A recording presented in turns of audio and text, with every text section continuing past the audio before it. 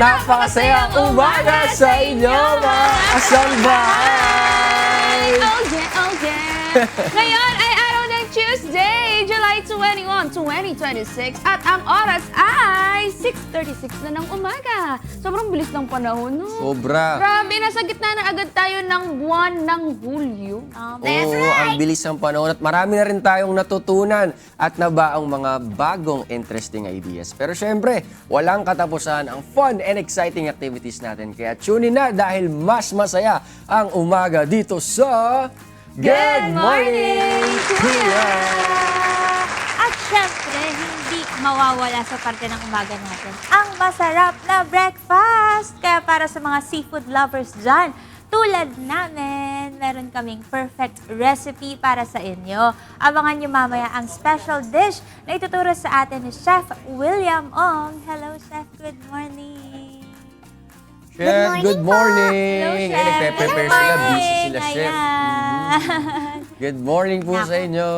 Excited na ako kasi mahilig ako sa seafood. Di ba kayo rin? Oo, kagabi Seafood, ulam oo. namin hipon, buttered shrimp. Wow! Sana all. Buttered Buttered shrimp, shrimp. ha? Abangan natin ang lulutuin nila, Chef, mamaya. At sa atin namang parents at kahit sa mga legal guardian natin, napapansin nyo ba na masyado nang mahihilig o na nahihilig sa kakagamit ng gadgets ang inyong mga anak?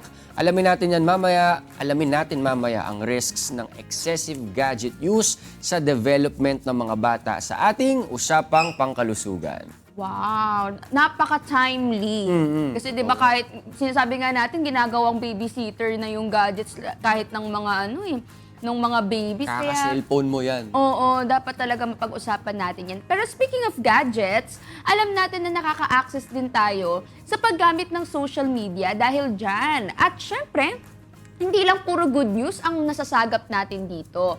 Kaya kung minsan, hindi naiiwasang nag-aalala rin tayo bilang mga tao dahil sa iba't ibang mga dahilan na nakikita natin sa social media, kasi exposed tayo sa mga ganun ngayon eh. Pero, paano kung madalas nang nangyayari ang pagkabalisa at naaapektuhan na ang pang-araw-araw na buhay? Pag-uusapan natin yan mamaya kasama ang ating special guest. Magandang topic yan, ano? At yan ang ilan sa mga dapat nyong tutukan ngayong araw. Pero bago yan, narito muna ang mga public service advisories this morning. Alam nyo ba na inulunsad na ng gobyerno ang Unified Package for Livelihoods, Industry, Food and Transport o Uplift Assistance noong July 16? Para yan maprotektahan ang kabuhayan ng mga Filipino at maging matatag ang ekonomiya ng bansa. May 3 grupo na makakatanggap ng mga benepisyo nito.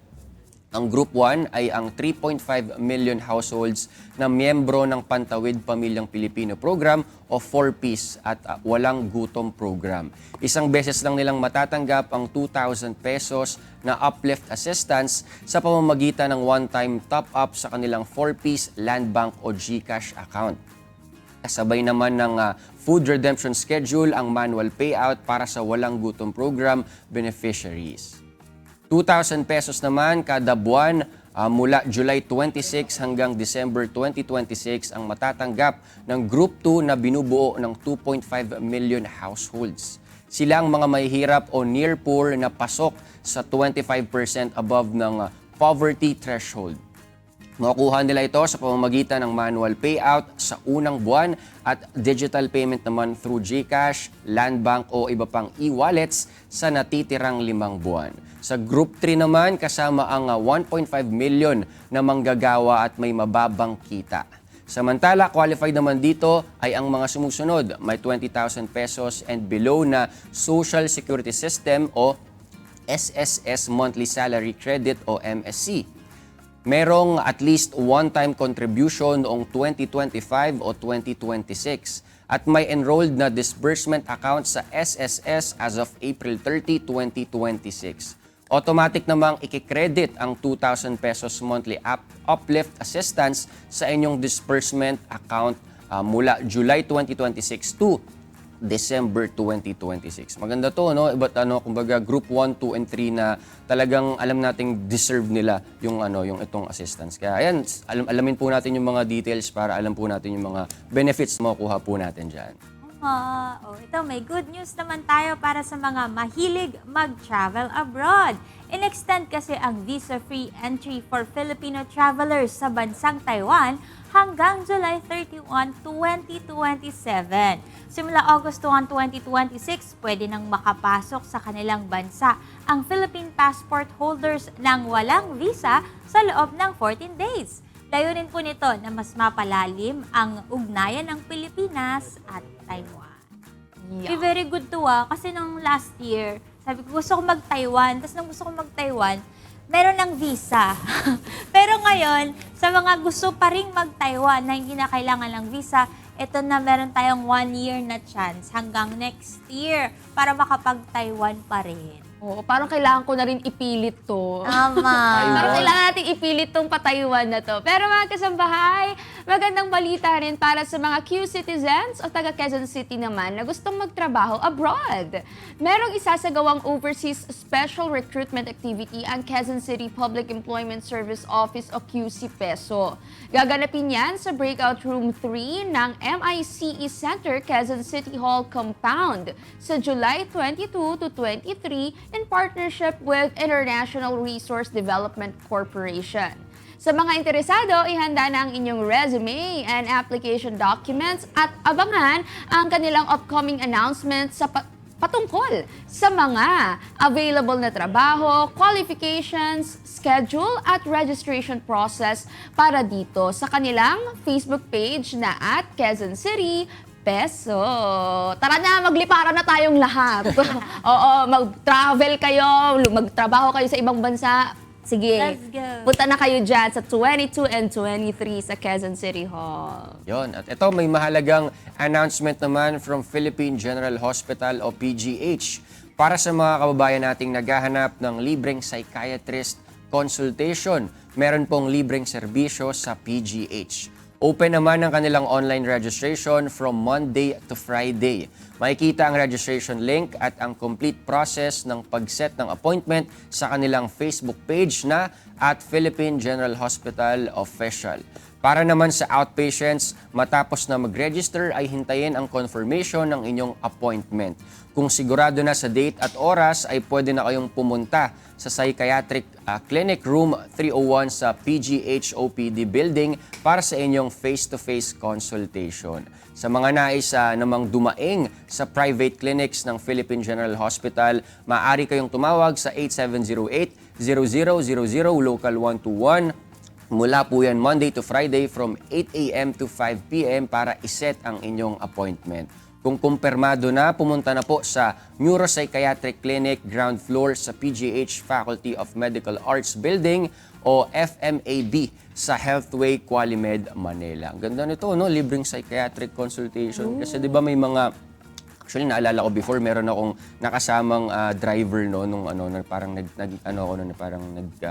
TNVS sumakay sa TNVS. Tapos parang na-share ko yung mga yung mga clinics natin, may mga libre. Tapos ang tinanong niya, meron bang mga ganun, mga psychiatric consultation? Which is may mga tao talagang nangangailangan na nanghihingi din ng libre. Kasi syempre sa taas ng mga bilihin natin ngayon yung mga ganyang mga consultation ay may mga taong nangangailangan din talaga. Magkano ba nag-range yan, Oo nga. Celine, yung mga consultations sa psychiatrist? Hindi medyo mahal kung Mahal talagang talaga. sa mga Pilipino na sahod yung natin. Kung minimum wager yung ka. minimum wage natin kasi naglalaro yan 2,000 pesos to 4,500 pesos. Per session. Ang isang consultation. Tapos ilang oras lang yan o minuto? Depende sa usapan niyo ng doktor. Pero most likely, 45 minutes to 1 hour. So, yun. So, medyo mahal talaga siya. Hindi siya ganun affordable. Pero, ang konti kasi ng mga psychiatric na doctors natin, ang konti ng mga psychologists natin, kaya maintindihan mo kung bakit sila mahal. Pero itong sa PGH, matagal na kasi itong existing na libre. Ang siguro kulang lang din sa awareness yung mga tao na meron palang gantong libre. Yun. So, pwede po kayong mag-check sa kanilang mga Facebook page. Ayan, pwede po kayong mag-check sa mga social media accounts kasi dyan din mismo pwede kayong magpabook. Yan. So, yan po ang ating advisories for today at narito naman ang update sa lagay ng panahon ngayong araw. Dito po sa atin sa Metro Manila, 25 to 32 degrees ang temperature at may 60% chance ng pag-ulan. Kaya kung babiyahe, gumamit po kayo ng payong, lalo na kung nakamotor kayo, pwede kayong magsuot ng kapote para hindi kayo mabasa. Kung 4 wheels naman ang gamit, dahan-dahan lang po sa pagmamaneho, lalo na kung may pedestrians. Uso kasi kahit nasa pedestrian lane, no, nahahagi pa rin ang sasakyan o kaya yung mga nakabike naman po, para hindi tumalsik sa kanila yung tubig ulan, ingat din po tayo sa pagdadrive. Oo, tsaka yung mga naka four wheels, kapag may magkakasabay kayo na nagmumotor, huwag nyo namang bilisan masyado yung pagdadrive kasi nababasa talaga sila. O maging ano tayo, maging Considerate. mapagbigay at considerate tayo sa iba.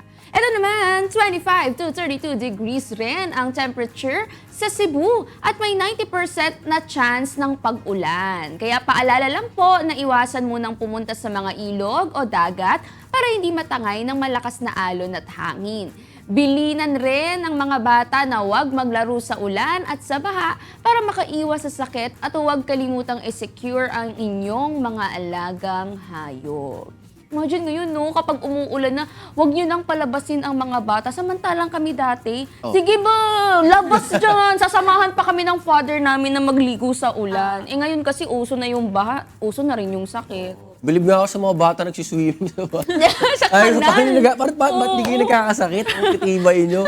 Diba? Pero just in case, mga kasangbahay, mag-doxycycline kayo. Libre naman yan sa mga ano natin, health center. Kasi di natin sure mamaya may mga ihi-ihi ng daga doon. Kung nasa flood-prone area kayo. Oo. Tama. Siguro immune na yung ibang mga bata kasi. Ingat-ingat po tayo. Ito naman sa Metro Davao naman, 23 to 32 degrees ang temperature with 60% na tsansang umulan. Bago magsaksak sa mga outlets, double check muna kung ito ay tuyo at walang anumang moisture o leaks para hindi po tayo makuryente. Kung meron naman, itawag ito agad sa kinauukulan para maayos at maiwasan ang aberya. Sa Baguio City naman, 16 to 23 degrees ang temperature at 40% ang tsansang umulan. Mainam na magdala pa rin kayo ng payong para maging handa sa pagbabago ng panahon. Stay informed and alert, mga kasangbahay. Yes, at sumikat naman ang haring araw kaninang 5:37 ng umaga. Pero kung medyo na-late kayo ng gising, mga kasambahay gaya ko, pwede nyo pa namang abangan yung paglubog nito mamayang 6:29 ng gabi.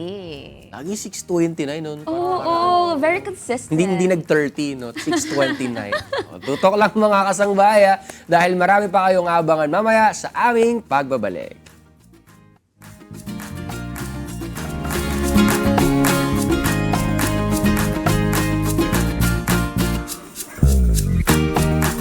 Welcome back, mga kasangbahay! Nagbabalik tayo para sa isang masarap na recipe for this morning. Sabi nga namin sa inyo kanina, di ba? Sobrang sarap na seafood ang kakainin natin ngayong umaga. Kaya excited na nga rin ako. Dahil mahilig ako sa seafood, lalong-lalo na sa hipon. No? So, sa mga kasangbahay natin, abang-abang kayo dyan kung ano ang recipe natin for today. Pero bago yan, meron tayong price update para sa mga mamimili natin dito sa Metro Manila. Sa batay presyo ng Department of Agriculture as of July 20, 2026, narito po ang presyo ng mga bilihin. Sa bigas po natin, available pa rin po, syempre, ang Kadiwa Rice, halagang 20 pesos kada kilo. Search lang po kayo kung saan-saan pong merong branches ng Kadiwa sa kanilang mga social media pages. Ang imported na bigas ay 48 to 61 pesos kada kilo at ang local rice naman po ay 45 to 60 pesos kada kilo. Sa meat natin, ang pork ay 101 to 381 pesos kada kilo. Sa isda naman, tulad ng galunggong na local, 277 pesos kada kilo. Ang vegetables natin, gaya ng ampalaya, ay 109 pesos kada kilo. Ang kalabasa ay 67 pesos kada kilo. Ang sitaw ay 120 pesos kada kilo. Ang talong ay 118 kada kilo. At ang kamatis ay 116 pesos kada kilo. Sa bawang naman, 148 pesos to 351 pesos kada kilo. Ang pulang sibuyas ay 83 pesos to 88 pesos kada kilo. Ang puting sibuyas ay 103 to 136 pesos kada kilo. Ang sili ay 178 pesos kada kilo. At ang luya ay 147 to 176 pesos kada kilo. Sa ibang commodities natin, gaya ng white sugar or refined sugar, 81 pesos po yan kada kilo. Ang itlog ay 8 pesos na kada piraso. Depende pa rin po yan sa laki, mga kasangbahay. At ang cooking oil naman natin ay 100 to 160 pesos kada litro. Medyo nagtaas na yung yung ating cooking oil. Kasi kung hindi ako nagkakamali, last week, nasa 90 pesos minsan, yung 1 litro ng cooking oil. Kaya medyo tipid-tipid tayo mga kasangbahay, Kung meron kayong mga air fryer sa inyong mga tahanan, o kaya mas tipid, mag-ihaw-ihaw na lang muna tayo, at mas healthy pa kasi walang mantika. So, ganun muna tayo. O kaya laga na lang natin mga kasangbahay, At yan nga ang ating bantay presyo ngayong umaga. Sana nailista niyo po ang presyo ng mga bilihin para makapag-prepare kayo sa inyong mga pamamalengke. At eto na sa ating exciting part, isa namang executive chef at culinary consultant ang magtuturo sa atin ng kanyang masarap and creamy seafood recipe for today. Walang iba kundi si Chef William Ho. Chef William, good morning! Good morning. Welcome po sa Good Morning Kuya. Ayan, Chef, bakit po kayo sa ating mga kasangbahay? Good morning po, mga kasambahay. So ngayon, gagawa tayo ng ulang sa ginataan. Ulang sa Ginataan. Ayun, naku mga kasangbahay, nakakain na po ba kayo ng ulang? Type nyo lang sa ating mga comment section. Pero Chef, ano po ba yung kaibahan ng ulang sa normal na hipon? So siya yung mas malaki na vision. So parang hybrid siya nung crayfish tsaka nung usual na white shrimp. Oh, so iba pa po yung ulang dun sa sugpo. Iba pa. Magkakaiba So mas kayo. mas malaki siya. Oh, Ayan. okay. Naku, ayan, dahil Chef, excited na ako. Sige, Chef, dito tayo, mag-start na tayo. Ano po ba yung kailangan natin sa ulang sa ginataang alige? Uy, may alige pa, Chef. Parang sasakit yung batok namin dito. Pero okay lang, may gamot naman. Naggamot na lang. Sige, Chef, ano po ba yung kailangan natin? Yung ating ulang is iboboil natin. So lalagyan natin ng ginger. Tapos lalagyan natin ng onion. Ginger and Oo. onion. Sa pag-boil. Para lang tayo nagbo-boil ng usual na shrimp, parang halabos. Sa probinsya, sinasawag siyang halabos. Uy, ang laki mga kasangbahay. Nakaka-excite. Yeah. So, ito pong ulang, Chef, kadalasan na nakikita ba ito sa mga palengke o kaya sa grocery? O mas common po talaga yung sugpo at saka yung white shrimp? Mas common yung sugpo tsaka mga white shrimp. Pero itong ulang kasi is, ang maraming nagpo-produce dito sa Kalumpit, Bulacan. Naku, saktong-sakto yung mga taga-Bulacan na. Sige, Chef, ano po yung kaibahan nito? Bukod po sa laki niya, meron po bang iba to ng lasa? So, kung baga, sa ibang mga shrimp, wala siyang masyadong mga itlog, ganyan. So, ito parang may aligi rin siya na sarili. Parang crab din. Oo nga, Chef, napansin ko nga, pakita natin Oo. ito. Makita niyo dito, meron siyang itlog dito sa gitna. Parang siya po yung aligi ng crab. Yan. Zoom nyo na lang, mga kasangbahay, ha? Zoom nyo lang sa mga screen nyo. So, ito pala yung kaibahan talaga ng ulang. Yan. At saka mas malaki po yung Mas malaki niya, talaga siya. yung mga galamay niya. Yun pala yung ulang. Kakaiba po siya, Chef. Chef, ito pong recipe na to, personal recipe niyo po ba ito? O saan niyo po ito natutunan? Ito yung personal recipe namin. Talaga So, po. sa bandang north kasi, uso ang mga seafoods dyan. Opo. Yung mga boiled seafoods, mga Cajun. Yan. Ito yung take namin sa restaurant namin. Opo. So, alige na ginataan, and then ulang. Ayan. Sige, habang iniintay po natin na kumulo yung ating tubig, Chef, mamaya sa sauce po natin, ano po yung mga ingredients? Ang ingredients sa sauce natin, syempre yung alige. Yan, from Pampanga naman siya. Talagang crab paste. Tapos meron kaming special na oil, anato oil. So, atsuete, tapos oil, may garlic yan. May gata. Tapos sa gisa natin, meron tayong sibuyas, bawang, luya, sili. Tapos meron tayong kalamansi. Oh, naku, ang exciting nga. Tsaka parang ang fresh ng lasa nito, chef. Ito is talagang fresh na yung take ng lasa niya. Oh, naku, exciting yan. So, chef, dito po sa pagpapakulo natin, bago po natin ilagay yung ating ulang, dapat po talagang kumukulo muna po Dapat yung tubig. kulong-kulo, and then kami ang ginagawa namin sa restaurant namin, pag nilagyan na namin yung ulang, mga 3 minutes lang, inaahon na namin. Oh, ganun lang po kabilis. Ganun lang kabilis. Opo. Para ma-preserve natin yung freshness, tsaka yung taba ng ulang. Para hindi rin siya ma-overcook. Ito mga kasangbay, sa mga hindi nakakakita kanina, ito yung kaibahan ng ulang. Makikita nyo, meron siyang mga parang itlog. So, diba? Kakaiba siya. Hinawakan ko na. Naghugas naman ako mga kasangbahay. Ayan, oh. So, sa mga normal na shrimp, yung mga white shrimp na nabibili sa palengke, saka yung mga sugpo, wala silang ganito, di ba, chef? Oo. At saka mas malalaki yung nakakatakot. Mas malaki talaga siya. Mas nakakatakot, tingnan niyo naman yung mga galamay niya. Oh. Di ba? Parang kakamayan na kayo dyan. Hello, good morning. Oh, ito pala yung ulang. First time ko makakita, chef, ng ulang. At ito po sabi niyo ay mas madalas po sa Kalumpit. kalumpit. Doon maraming nagpa-farm niya. Ayan, oh. So, ito yung kaibahan ng ulang. So, in case mga kasangbahay, makakita kayo ng ganito, pwede nyo rin itry. Mas mura po ba to kumpara sa ibang dito? Mas mura siya sa sugpo.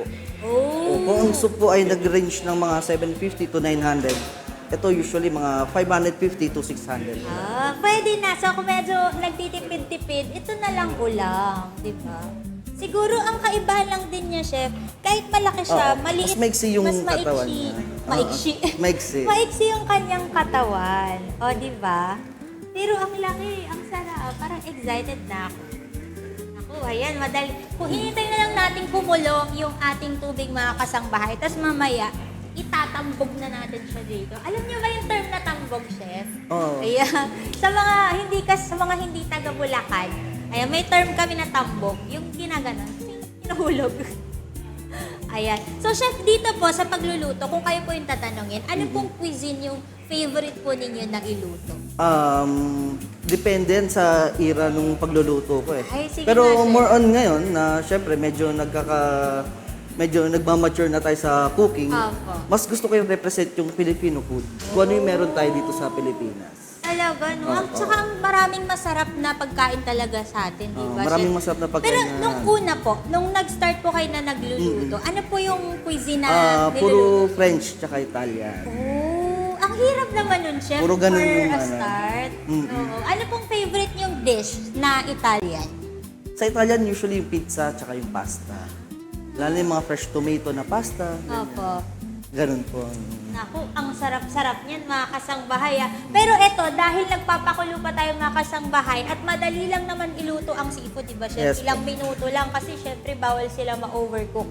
Babalikan namin kayo dyan. Kamustahin muna natin si Timmy at Ian. Nakita niyo ba gaano kalaki to, mga B? Excited na ba kayo? Kaya nga.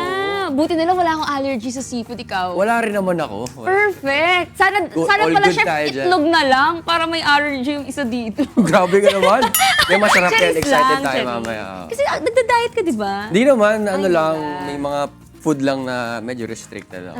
Pero okay lang din. Tinutulungan sana kita kung itlog, edi sana hindi ka makakain ng marami. Oo nga, sige Pero nga.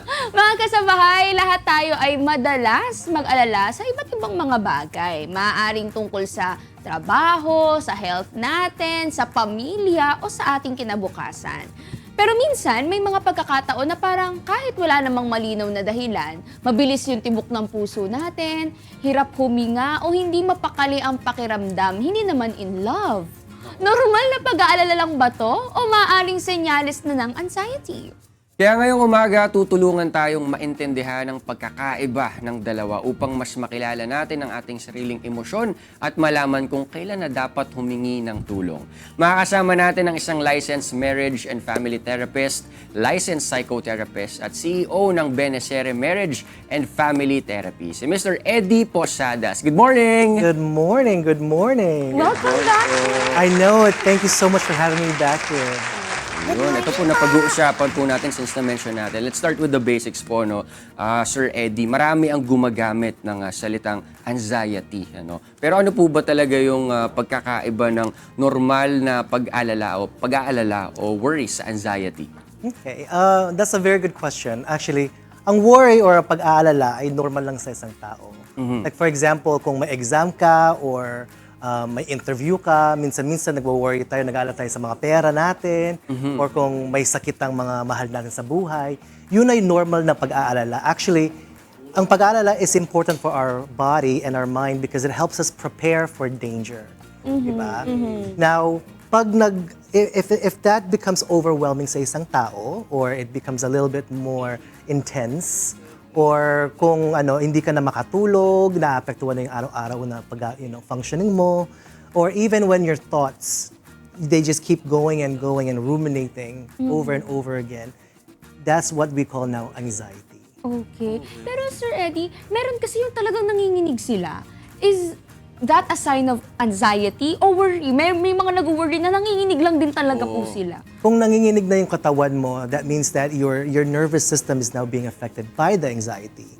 Which means na there's a lot of things that your mind is triggering things in your... So meron tayong amygdala sa utak natin. And yun ang parang warning sign or alarm system ng katawan natin. And pag yun, if you get triggered, and suddenly your body and your mind starts reacting to it, pwede yung tinatawag natin sympathetic system, yung fight or flight ng katawan natin ay na-activate na. So, adrenaline and cortisol is released, kaya yung mga ibang tao, yung nanginginig sila, na pinapawisan sila na masyado, tumitubok yung puso nila na mas mabilis, or nag-tense up yung mga katawan nila, yun na ang anxiety. Okay. Minsan-minsan nga mga tao, some people, they go to the hospital thinking na may heart attack sila. Pero it's not a heart attack. They get tested and it's simply anxiety. Anxiety. Pero yung nakita kong perspective dito is, yung anxiety pala is, it's like preparing you for danger, no? Yes. Para makapag-plan ka kasi na-anxiety ka, ano bang gagawin ko? Pero kung titingnan mo siya in a positive, parang ang ganda rin pala niya kasi it helps you prepare, no? Pero normal lang po ba, we can say rin po ba na normal lang po ba ang mag-worry? Kailan po ba natin masasabi na ang nararamdaman natin ay hindi na ordinaryong pag-aalala? Yes, it is very, very normal to get worried. Like you said kanina, di ba? It helps us prepare for whatever's is about to happen. Kung wala tayong worry, baka kung anong mangyari sa atin, wala tayong pakialam sa buhay. Right? So it's good to worry, it's normal to worry, pero like I said, when worry becomes overwhelming, iba na yun. Diba? So kung yung utak mo, it goes into what they call intrusive thoughts, or iniiwasan mo na yung mga bagay-bagay sa buhay, or yun ang tinatawag na avoidance or anxiety cycle also.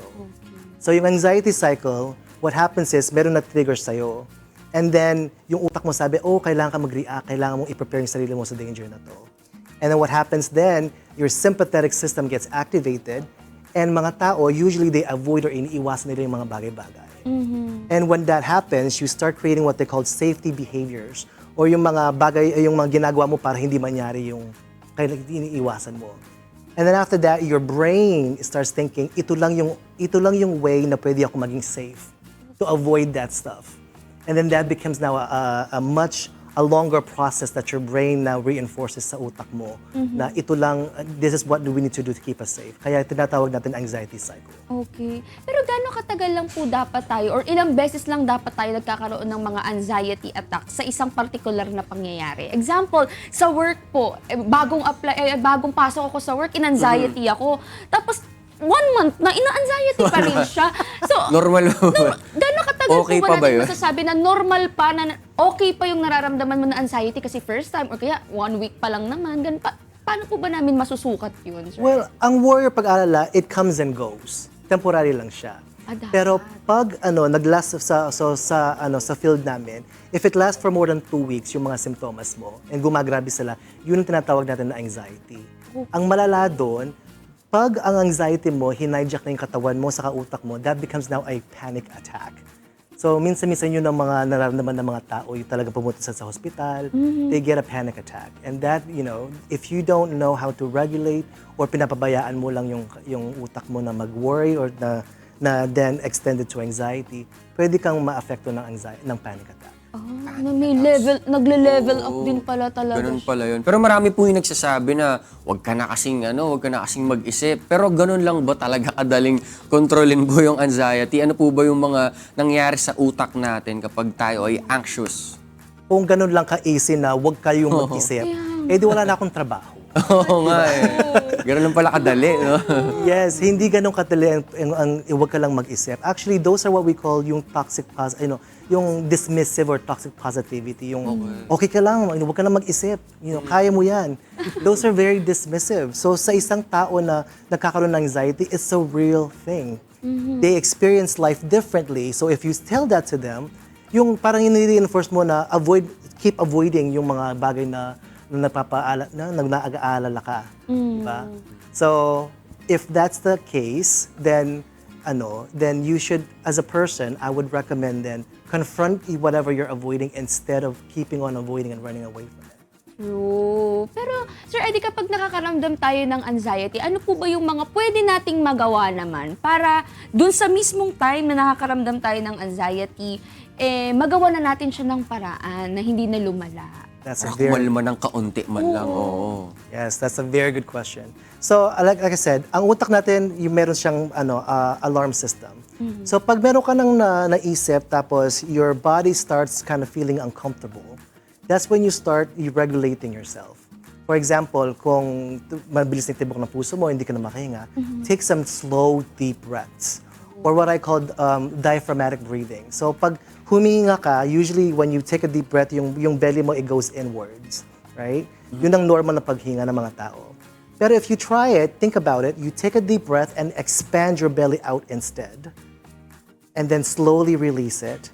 That helps you diaphragmatically breathe better, and it supports a lot of your organs, and that it lowers down your heart rate, it lowers down your blood pressure. Everything is becoming a little bit more relaxed for you. Paano po ulit? Gusto kong matutunan. So, Ina-anxiety Oo ka nga, ba? hindi naman. para lang ma-emphasize natin kung paano. Paano po ulit yun? alright, so kung normal ka lang huminga, right? If you take a deep breath, when you usually take a deep breath, yung belly mo, it goes inwards lang. Yun lang ang normal paghinga. But this time, take a deep breath, but at this time, expand your belly outward. Para yung lumolobo yung tiyan mo. So take a deep breath, expand that belly, and then release slowly. Okay? So maybe this time, take a deep breath and count at least 5 seconds inwards. Hold it for about 4 seconds. And then release very, very slowly. The diaphragmatic breath. Nakaka-relax nga, pag mga deep breathing po na gano'n. Pero at least alam na makakasangbahay natin yung ilang mga ganong examples para during anxiety po, makakatulong sa kanila. Tsaka mga kasabahay, 4 seconds lang yung hold, Baka tagalanin, baka 2 mag-violence minutes, na kayo 3 dyan, minutes. Namumutla. Pero sir, may mga bagay ba tayong ginagawa na akala natin nakakatulong, pero sa totoo lang, lalo pang nagpapalakas ng natin, ng anxiety natin? Oo. If I can say, huwag kayong mag-Google and try to research your own symptoms. Huwag niyong gawin yun kasi mas lalo kayong kakabahan na there's something wrong with me, di ba? Ang mabuting gawin ng mga tao dapat is to think about or ask themselves the question na, yung pag-iisip ko ba, is this to help me prepare for what's about to happen or life? Or is this something that I'm very afraid of? Kung kinakatakutan ko ba to, kaya iiniwasan ko, dapat yun tanongin mo sa sarili mo. Kung naapektuhan yung buhay mo kasi iniiwasan mo, that's when you start asking for help probably. Right? Pero like I said, don't look on TikTok para titignan mo kung ito na ba yung anxiety or panic attack kasi ang magagawa doon, people are gonna over-exaggerate yung symptoms. And when people over-exaggerate that, you start worrying, and then yung worry mo, it becomes what we call intrusive, catastrophic thinking. Diba? So, bis na nag-aalala ka lang sa isip mo, oh my God, end of the world na to, kailangan ko na umalis. Instead na parang mas magkaroon ka ng peace of mind, baka mas lalong lumala pa kasi ang dami mong nakikitang mga info na hindi naman pala angkop sa kung anong sitwasyon mo, di ba? Saka iba-iba tayo ng pinagdadaanan. Bakit pare-parehas tayo ng... Iba-iba rin yun, mga kasambahay. Pero paano naman natin matutulungan? Example, meron po tayong kaibigan. Kunyari si Ian, ina-anxiety. Paano ko siya matutulungan as a friend na ma-regulate niya yung kanyang nararamdaman? Maayos niya yung anxiety niya? Well, kung meron kayong mga kaibigan or like your friend or your family na may anxiety talaga, I would say give them support. Ask them like, question like, how are you doing? Or ask them like, how can I support you? Instead yung sinasabi lakasan mo lang yan. Kaya mo yan. Kaya mo yan. Easy lang, easy All lang. in the mind. Exactly. wag natin sabihin sa mga tao yun. Like, let them know na I'm here for you, I'm supporting you. And whenever you need a shoulder to lean on or an ear to listen to, nandito ako. And that usually lets them know na, okay, no matter what I'm going through, someone's here to help me. Yeah. Minsan kasi parang nangyari, kinokontra no, na wag mo isipin. Kung gano'n lang kadali, sana okay lang, no? Walang mga anxious na mga tao. Pero yun, maging support ka na, I'm here for you, no? Para malaman niya na merong kumbaga may supportang siyang makukuha sa mga friends na nandyan sa kanya. Pero kailan po nating masasabing panahon na para humingi ng professional help? Ano po ba yung mga signs o senyales na hindi na to simpleng stress o pag-aalala po? Yeah. So like what I mentioned kanina, yung katawan mo, you have to understand it better. So kung yung hindi na normal sa isang katawan mo yung pinagdadaanan mo, ay yung utak mo hindi na siya humihintong mag-isip ng mga catastrophic thinking or intrusive thoughts, or kung parati ka na lang umiiwas sa mga bagay na dati mo na-enjoy. I think that's now time to ask for help. There's a lot of things that people can do. They can talk to a professional person to ask how to cope with anxiety. Kasi existentially, lahat ng mga tao, we have anxiety.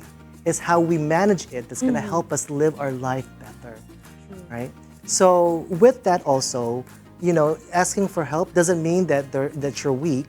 It just means that sometimes you just need the tools to help you regulate a little bit better or understand yourself, your body a lot better. Ang power ng mind and body is very important. Regulation is very important. Understanding your nervous system is very important. And unfortunately, yun ang mga lack of resources, especially sa Pinas, para i-educate yung mga tao. Kaya para po dun sa mga viewers naman natin na pwedeng tahimik na nakakaranas ng pag-aalala or ng anxiety, ano naman po yung message nyo para sa kanila? If you are experiencing anxiety, just know that you are not alone. There's a lot of people that experience anxiety.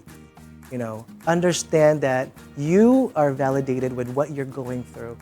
And, basta asking for help is not a bad thing.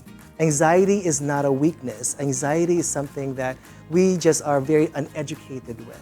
So when you start learning about it and ask for help, you'll know that people out there do care about you. So, understand that you got this. We're here for you, and there's a lot of people out there that are willing to help you. Yes. Kagaya ni got Sir this. Eddie, mga kasambahay, lapitan natin sila. Nandyan sila for a reason. Ang worry natin ay bahagi lang po ng buhay. Pero kapag ang pag-aalala ay nagsisimula ng kontrolin ang inyong isip, katawan at pang-araw-araw na pamumuhay, mga kasambahay, mahalagang malaman na may tulong na available. At ang paghingi ng tulong ay hindi kahinaan, kundi isa itong hakbang tungo sa mas mabuting kalusugang pangkaisipan. Kaya maraming salamat po, Sir Eddie. Kaya para sa ating mga kasangbahay, sana ay marami kayong natutunan na makakatulong sa atin sa pang-araw-araw. At ayun, maraming salamat po ulit Thank you so for visiting us po, Sir Eddie. At ayun, this time naman, puntahan na natin si Celine. Celine, kamusta na ba ang update dyan with our chef? Eto, nawala na yung anxiety ko dahil nakita ko na yung ulang. Luto na. Excited na ako kasi napakuluan na natin yung ulang. Tapos, lulutuin na ni Chef yung ating sauce. Since ito ay ginataang alige, alamin natin paano ba lulutuin ni Chef yung sauce natin. Sige, Chef, ano na pong gagawin natin? Start natin, anato oil yung lalagay natin.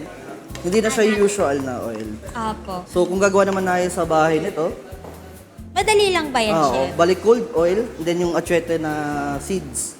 Ayun, sinisimmer lang namin siya. Tapos yun na po yung gagamitin. Para magkaibang flavor din yung anato oil. Kasi usually may ginagawa sila chicken oil Oh. from the chicken skin. Pero ito is pure Atsuete na. atsuete oil. Apo. Then onion, lagyan natin onion. Naku. Exciting ang ating ginataang ulam na may aligi. Yan. So, lalagay lang natin ang ating sibuyas. Gigisayin lang natin sibuyas natin.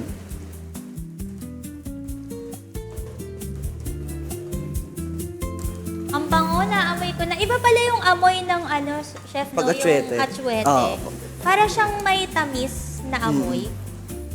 Tapos na atsuete, yung bawang naman natin.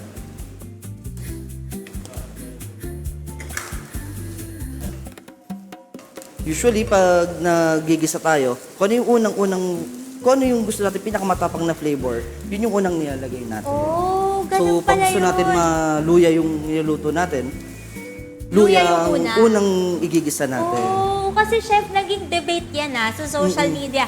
Ano ba ang dapat inuuna? Bawang, sibuyas, o sarili nyo? Sarili, doon tayo sa sarili natin. Diba? Kaysa unahin pa natin yung iba.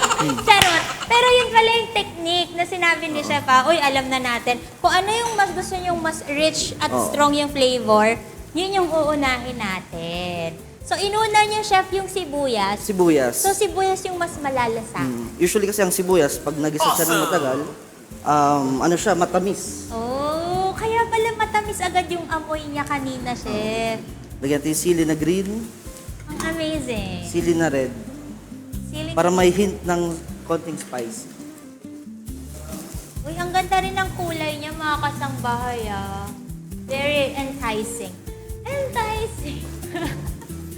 Kung ano-ano na yung mga English na lumalabas sa utak natin pagkagutom na tayo, no? Tapos pag nagisa natin siya lahat, pwede natin lagay yung alige. Yeah, ito na yung pampahay blood, mga kasangbahay. Pero konti lang kainin nyo, Tikim-tikim lang kung sakali meron kayong hypertension. Pero ang sarap nito, lalo na kung may mainit na kanin. Exciting! Parang excited na akong kumain.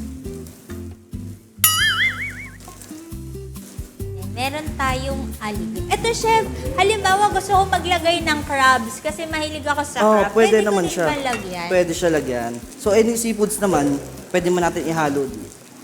Pwedeng halo-halo na, chef. Tahong, Lagyan natin ng Wala na kayo. konting salt, asin. pepper. Then para may hint din ng parang medyo smoky, lagyan natin ng paprika.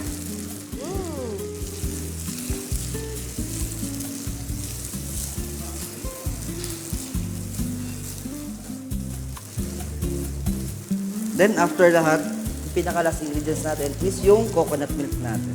Katana. Uy, naamoy ko na yung aligid. Ang bango.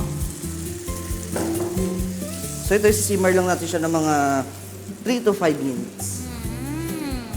Para hindi naman mapatay yung lasa ng aligid. Oh, amazing. Saglit lang pala dapat. Ako, ayan mga kasangbahay, sana nililista nyo na kung paano lulutuin itong sauce na ito kasi for sure, masarap na masarap. Tsaka kung naghahanap kayo ng bagong recipe, kung ayaw nyo nung halabos-halabos lang na gagawin nyo sa hipon, pwede nyo gawin to. Hindi naman kailangan ulang, no? Kahit yung simpleng mga hipon lang Simpleng naman. hipon, kahit yung mga tahong. Tama. Ganyan. Naku, ang sarap. Kaya, ayun, mga kasangbahay, ilista nyo na to para meron kayong bagong recipe. At ngayon, naluto na ang ating sauce. Abangan nyo naman mamaya yung iba pang step na ituturo ni Chef William sa pagluluto ng ulang sa ginataang aligid. Samantala, hindi pa tayo nagtatapos dyan dahil may iba pa tayong special features mamaya sa aming pagbabalik. Abangan nyo kami.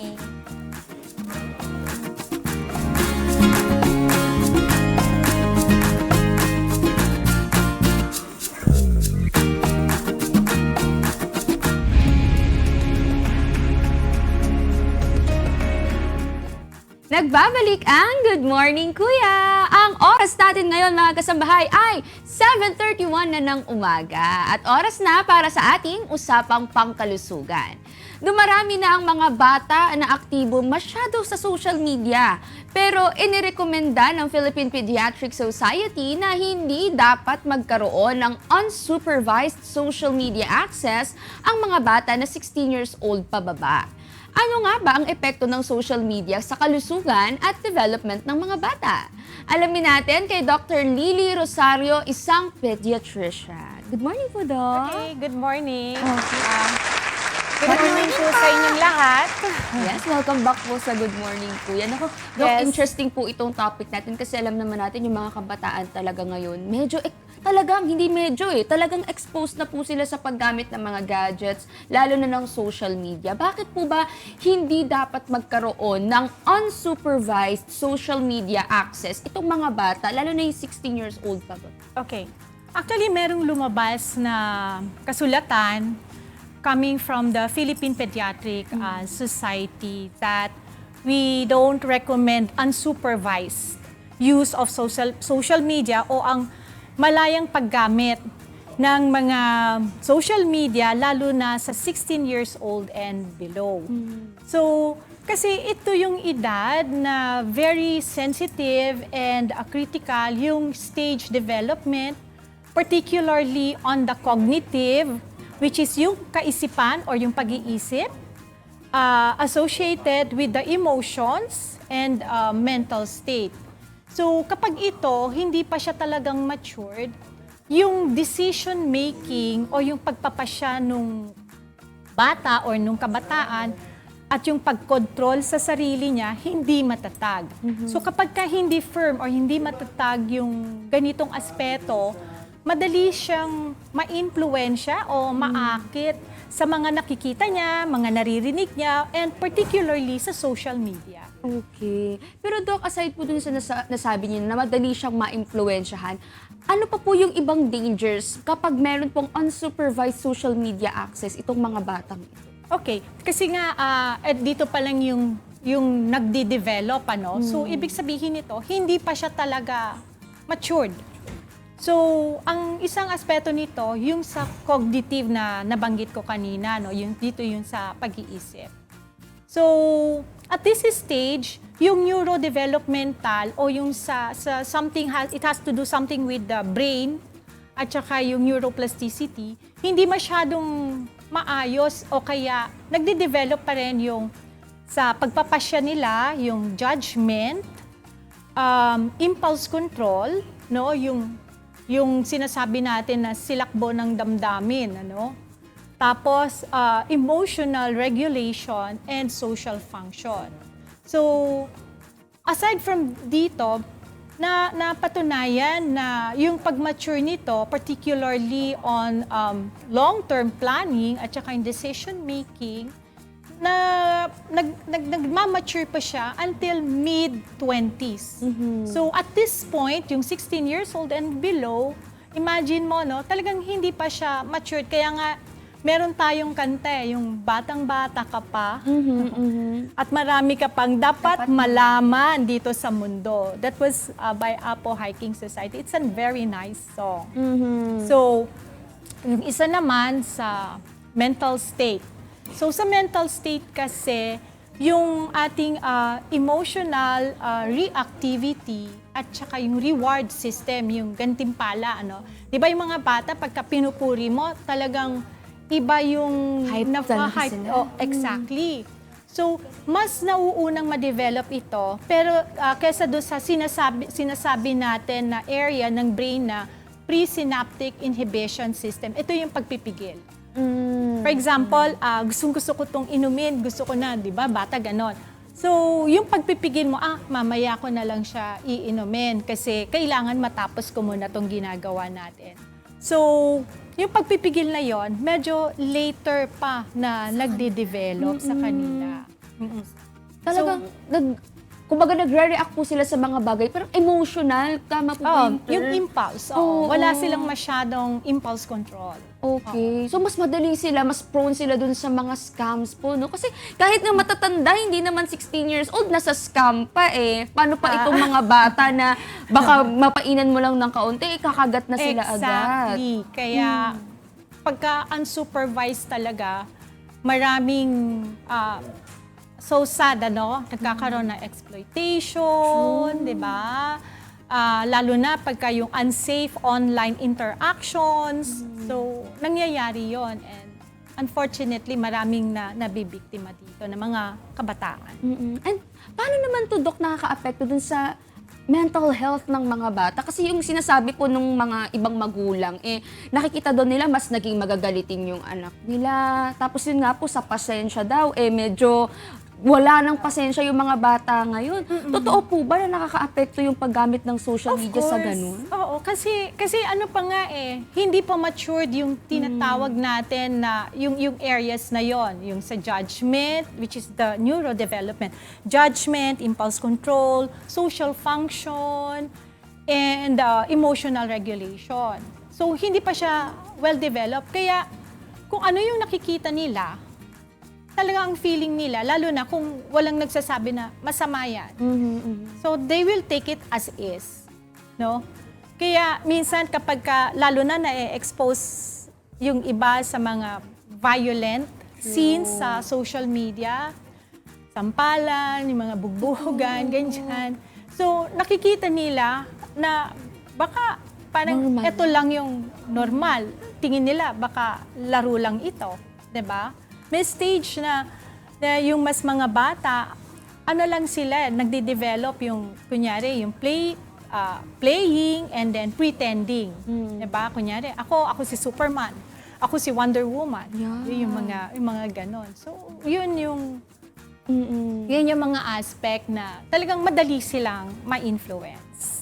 Yan, kaya dapat tayong mga mas matatanda, dapat nagiging role model tayo sa kanila. Kasi sabi nga po sa kasabihan, di ba, ang mali ay nagiging tama sa mata ng bata kapag ginagawa ng matanda. Kaya dapat maging careful din po tayo sa mga pinopost din natin online. Pero ito naman, pag-usapan po natin yung role ng magulang. Kasi sila po yung talagang directly nakakakita sa ginagawa ng mga anak nila, sila yung kasama ng mga anak nila. Ano po ang role nila para dito sa ginagawa natin hakbang na ito na kailangan ang paggamit ng social media ng mga minors nababantayan. Oo. So, yun nga, supervisory. Yun. So, kailangan yung account ng bata, nakako-manage ka as a parent. Di ba meron ng mga settings ngayon na parang you have to turn it on or you have to turn it off para hindi ma-expose sa mga klase ng mga hindi negatibong aspeto ng social media. Kailangan very responsible sila. Kasi wala nang ibang makakatulong sa kanila during that time, lalo na nasa bahay. Ang tagal mong na nasa bahay, pati yung mga bata nasa bahay. So, tutukan mo talaga. And they have to set boundaries. They have to set time limits. So, ganon.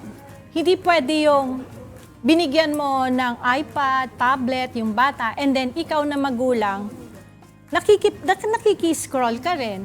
So, pag nakikita ng bata na ayos lang na ikaw, ganun din, anong maiisip nila? Di tama rin yung ginagawa nila. Totoo, Dok. Kasi meron nagsasabi, wag nang gumamit ng cellphone, pero siya, Gumagamit. cellphone ng cellphone. Oo, diba? exactly. Totoo, dapat maging role model nga tayo. Oo. Pero Doc, ano naman yung role ng mga, kagaya po ninyo, na pediatrician, para sa ganito po na siguro hindi na kaya ng mga magulang at gusto na nilang ilapit sa inyo, ano naman po yung magiging role ninyo pagdating sa ganitong bagay? Okay. Ang ano namin is dissemination of scientific and medical information. Ano ba yung mga nagiging epekto, lalo na yung screen time? No, kailangan, ano ba to? Nakaka-epekto ba to sa pag-iisip ng bata, lalo na sa mata?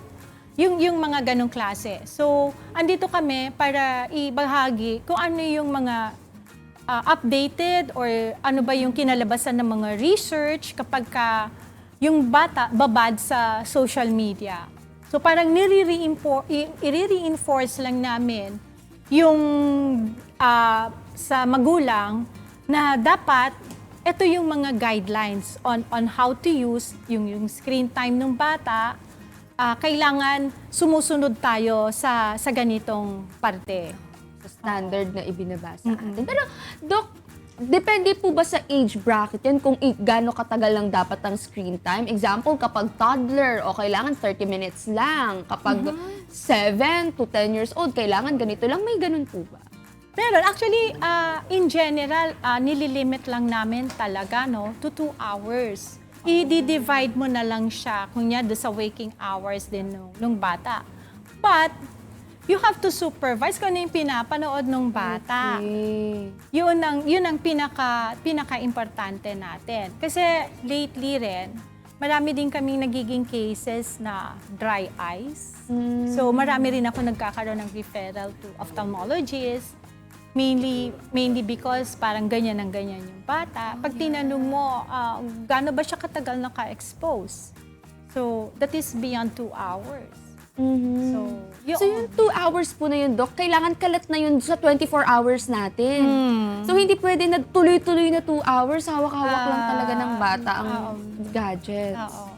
Okay. I mean, that is also in my opinion, hindi siya dapat ganon na talagang kailangan pagka, kunya, dinulo niya, oh, that's it. Kailangan firm din yung magulang or yung caregiver na hanggang dyan lang. Yes. So, kasi kung hindi, ayos. Isipin ng bata, ayos lang. Okay lang. Tsaka siguro, Doc, no, sa part din ng mga magulang, dapat hindi sila yung natatakot sa anak nila. Kasi parang minsan ganun po yung nangyayari. Sila yung takot sa mga anak nila. Tapos yung mga anak, hindi na natatakot sa mga magulang. Kaya minsan hindi na sila sinusunod. Kaya ano naman po yung mahalagang paalala ninyo sa mga magulang naman natin at sa mga guardians ng mga minors po natin? Tama yung sinabi mo, no? Kung ano yung nakikita ng bata sa matanda, talagang ginagaya nila. So kung gusto mo na disciplined yung bata on the use of social media, then kapag kaharap mo yung bata, kailangan as much as possible, tutok ka sa isang tableta na 2 kayo. Wala kang ibang ginagawa. So, tinitignan mo, if you want to play games, which is important, kasi hindi lang naman dapat naka-screen lagi yung bata eh. Pwede kang mag-formulate ng ways to capture the attention, no? Pwede kayong mag-creative works, kunyari, mga artworks, mga paintings, 'di ba? Yung mga ganong klase, mathematics or mag-play dolls kayong dalawa. So, maraming areas. Oo, not only the social media. Huwag natin gawing babysitter yung atin pong mga gadgets, mga kasambahay. Exactly. Yun. This time po, Doc, baka po may gusto po kayong i-promote naman para po dun sa mga kasambahay natin na kailangan po ng tulong ninyo. Promote? Okay.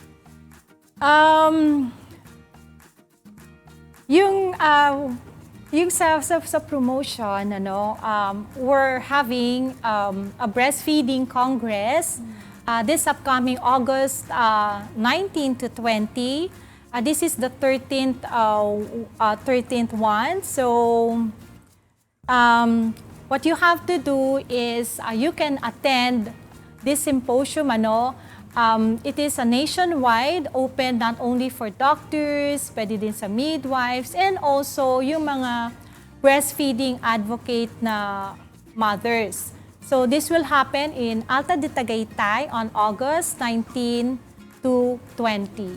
Yan. So yun po. Pa-register na kayo, mga kasangbahay. Doc, baka may mga gusto po kayong batian ngayong umaga. Okay. So maraming salamat po. This is actually my 3rd time to be interviewed here. And of course, I'm from Las Piñas, and I would like to extend my thank to my mentor, Dr. Dideles and Dr. Manalad. So thank you so much po. Thank you so much po.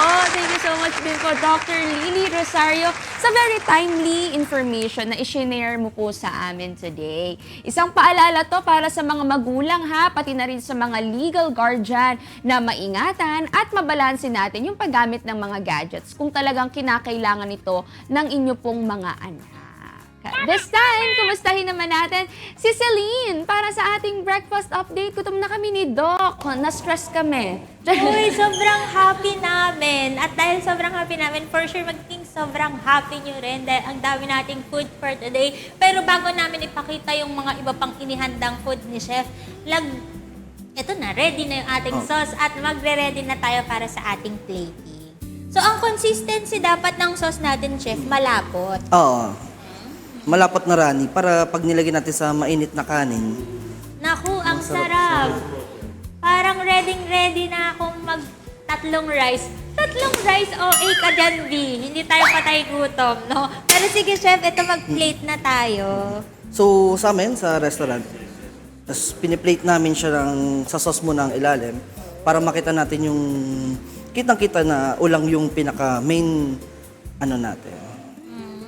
At para special sa inyong mga tahanan, mga B, mga kasangbahay, pwede nyo rin itong gawin.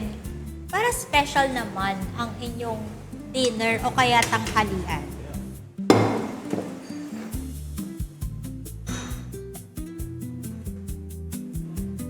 Yun no, sarap. Wow! Sa mga mahilig sa seafood, perfect ang recipe na ito mga kasangbahay. At kung gusto nyo pa siyang dagdagan ng ibang seafood, sabi nga ni Chef, pwedeng-pwede. Lagyan nyo ng tahong, ng crab, ng pusit, o diba, bongga. Yan, sarap ah.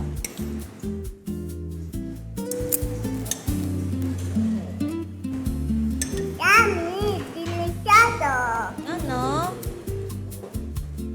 Yung ating ulam. Yan. So, kami nilagyan namin sa restaurant ng fried garlic Fried garlic. on top. Mas masarap yan. Tapos nilagyan namin ng fried shallots.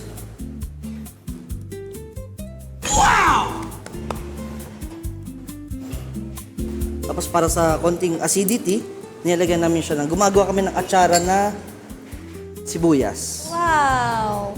Paano po ginagawa yan, Chef? Lalagyan lang po ng suka? Bali may may iba kaming ginagawa dito. Para binuburo muna namin yung onion, then bago namin siya nilagyan ng vinegar. Secret yun, mga kasangbahay. Kasi mamaya, tuturo sa inyo ni Chef kung saan nyo to po pwedeng matikman na restaurant. Para hindi lang kami ang masasarapan, kayo din at ma-experience nyo rin yung dish na sinaserve nila, Chef. Mamaya, abangan nyo kung anong restaurant yan. At ito na ang ating final dish for today. Ang ating ulam sa ginataang alige. O, di ba? Nakikita ko na may naglalaway dyan. Nako, ang sarap, di ba? Di ba? Kaya i-prepare nyo na rin po ito sa inyong mga tahanan. Napakasarap naman ang breakfast natin for today. Siguradong makaka-extra rice kami this morning. Pero Chef, meron pa kayong mga inihandang dish sa atin this morning. Ano-ano po ba ito? Start tayo dito, Chef. Yung una, bali native chicken siya, ginawa naming adobo. Parang adobong Bisaya siya. And then, dinif fry namin. Wow. So ngayon, pag pinakuluan namin siya sa tanglad, sa native na bawang, pag binuboil pala natin siya, ngayon, pag prinito naman natin siya, kasama rin yung bawang at yung mga tanglad. Oh, naku, exciting. So At walang may tanglad, sayang doon, ah. walang sayang doon. Wow. Yung pangalawa naman natin na dish, pansit halo siya. Pansit So, halo. syempre may pagka-Chinese tayo. Hinalo natin yung Chinese sa Filipino na bali ang noodles niya is yung ginagamit sa lomi, yung Mickey. Then may bihon siya. Wow. Ayan. Ito naman, Chef. Then next one, pinopromote namin kasi ang Norte rin. Talagang ano yan, homemade yan na longganisa na alaminos. Wow, ang sarap. Alaminos na longganisa. Ito namang susunod natin is yung beef salpikaw natin. Beef salpika. Bali tenderloin yung ginagamit namin na beef. Yes. At ito, meron pa tayo dito, Chef, na... And then ang pinakul natin is yung kare-kare natin na gulay. Wow. Grabe naman yan. Parang pesta. Parang bibitayin na kami bukas. Pero hindi pa mga kasangbahay kasi titikman pa natin to lahat mamaya. At sa mga interested, Chef, na matikman po lahat ng dish na inihanda nyo ngayon, saan po ba nila kayo pwedeng puntahan? So, inimbitahan ko kayo, dalawin nyo kami sa Kalumpit, Bulacan. Ang aming restaurant is bali tatlong concept siya. Apo. Merong Silya, may Remillos, tapos meron kaming Sky Bar. Magkakasama po yun sa isang area, Magkakasama sa isang area. Chef. Opo. So, ano siya, napipin naman natin siya sa Google Maps. So, mabilis na rin siya mahanap. At kami lang ang nag-iisa sa kalumpit na nagre-represent ng kalumpit ng ganitong pagkain. Oh, naku, chef, dahil malapit lang ako dyan, bibisitahin ko po kayo. Asahan ko po kayo. Opo.